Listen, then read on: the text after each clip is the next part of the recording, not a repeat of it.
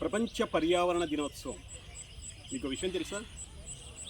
June 5, 1974లో స్వీడన్లో మన పర్యావరణానికి జరుగుతున్నటువంటి హానిని గుర్తించి ప్రతి సంవత్సరము జూన్ 5న సెలబ్రేట్ చేసుకుందాం, అందరిలో అవేర్నెస్ తీసుకొద్దాం, పర్యావరణాన్ని కాపాడుకుందాం అనేసి నిర్ణయం తీసుకున్నారు. అప్పటి నుంచి ప్రతి సంవత్సరము జూన్ 5వ తారీఖున ప్రపంచ పర్యావరణ దినోత్సవాన్ని జరుపుకుంటున్నారు. సో ఈ నేడు 2024 అంటే 50వ ప్రపంచ పర్యావరణ దినోత్సవం. మీకు ఒక విషయం గుర్తు చేయాలనుకుంటున్నాను. ఇప్పుడిప్పుడే అందరిలో అవేర్నెస్ వస్తుంది. ఎందుకు?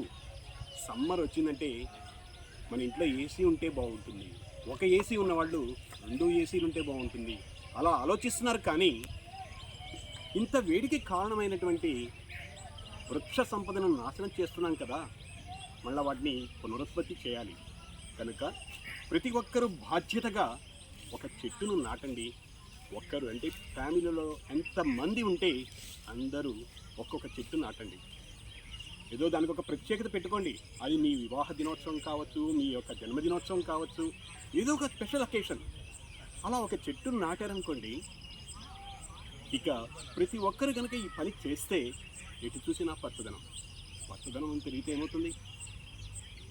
ఈ వేడిని కలిగించేటువంటి కాలుష్య వాయు కార్బన్ డైఆక్సైడ్ని మనం ఆ పర్సంటేజ్ని తగ్గించాలి. జనరల్గా వాతావరణంలో 0.03% ఉంటుంది. కానీ మనిషి పెద్ద శత్రువే. మనమేనండి, మనిషి అంటే ఎవరో కాదు, మనమే ఈ ప్రకృతికి పెద్ద శత్రువులు. ఎందుకు? స్వార్థపరులం.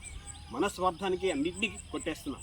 కానీ మనకింత ఆనందమో ఇంత జీవనాన్ని ఇస్తున్నటువంటి వాటిని పెంచుదామనే ఆలోచన రావట్లేదు. ఇంకొక ఎగ్జాంపుల్, గత 8 సంవత్సరాల్లో తెలంగాణలో పర్యావరణ దినోత్సవం ఘనంగా జరిపారు. ఓకే, లక్షలాది చెట్లు నాటారు. కానీ ఈ సంవత్సరం చూస్తే ఈ ఫారెస్ట్ డిపార్ట్మెంట్ వాళ్ళు అక్కడ అనలైజ్ చేస్తే ఇంకా వేడి అనేది తగ్గలేదు. ఎందుకు? చెట్లు నాటారు, వాటిని కాపాడారు, అవి పెరుగుతున్నాయి. కానీ వాయు కాలుష్యం అది తగ్గించాలి. సో పెట్రోల్, డీజిల్ వాడకం తగ్గించాలి. ఇప్పుడంతా మారిపోతుంది. ఈ విధంగా మనం పర్యావరణాన్ని కాపాడుకుందాం.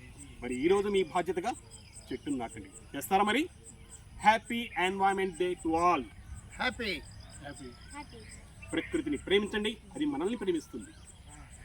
ఓకే.